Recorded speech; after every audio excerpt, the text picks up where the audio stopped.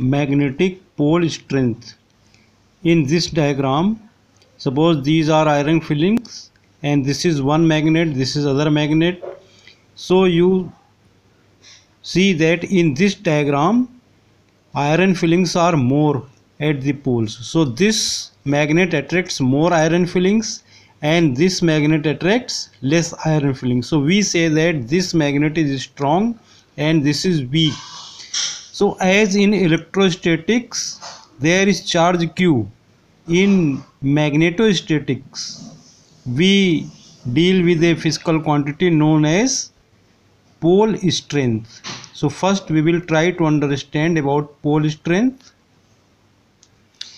In electrostatics we deal with charges, positive charge and negative charge. If charge is more, electric field will be more. Similarly in magnet, if pole strength is more, if magnet is strong, then magnetic field will be more. So suppose this is a strong magnet, this is a weak magnet, means it produces more magnetic field or it attracts more iron fillings. Then there is a quantity which we represent by Q suffix M. This is not charge, this is called magnetic pole strength. It is written as Qm.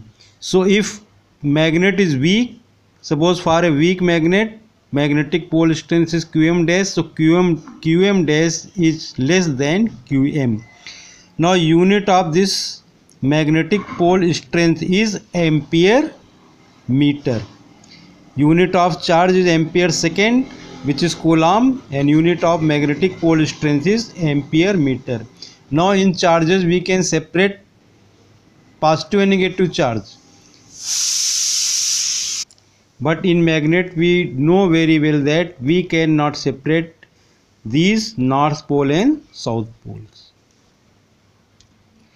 In the chapter magnetic fields and charges, we define a quantity magnetic dipole moment of a current carrying loop. We know that a current carrying loop also produces magnetic field and its dipole moment is given by current multiplied by area of the coil.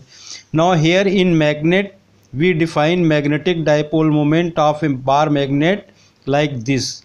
Suppose pole strength of this bar magnet is Qm and its effective length is 2L. Effective length is slightly less than its geometrical length. It is distance between two poles, north pole and south pole. So magnetic dipole moment is given by this formula, M is equal to Qm into 2L. Now unit of this M is ampere meter square, as in the case of current carrying loop. Now as in electrostatics we derive the formula for electric field due to an electric dipole. So comparing it with that, we can establish a formula: magnetic field B at a point due to a bar magnet of dipole moment M for axial position.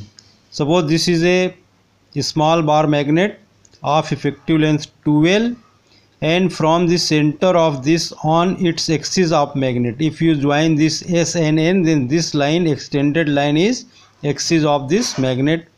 At a point P, magnetic field B is given by the formula mu naught upon 4 pi into 2m upon r cube, and its direction is away from the charge, away from the magnet, not charge. This is just as in the case of electrostatics. Due to electric dipole, electric field at a distance r is 1 upon 4 pi epsilon naught into 2p upon r cube.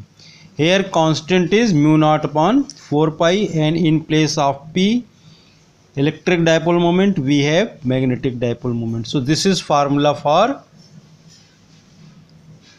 magnetic field due to a bar magnet at a distance r from the center of the magnet in axial position. Now in equatorial line, as in the case of electrostatics, Due to electric dipole, E is 1 upon 4 pi epsilon naught P upon R cube in equatorial position. So is the case here.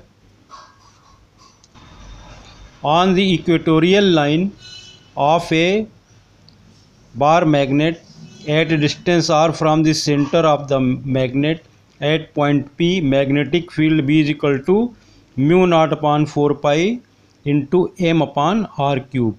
Now its direction is parallel to magnet and from N to S, like this. See, in axial position, if point P is on this side of south pole, then direction of magnetic field will be like this. This is towards the south pole. Thanks. Have a nice day.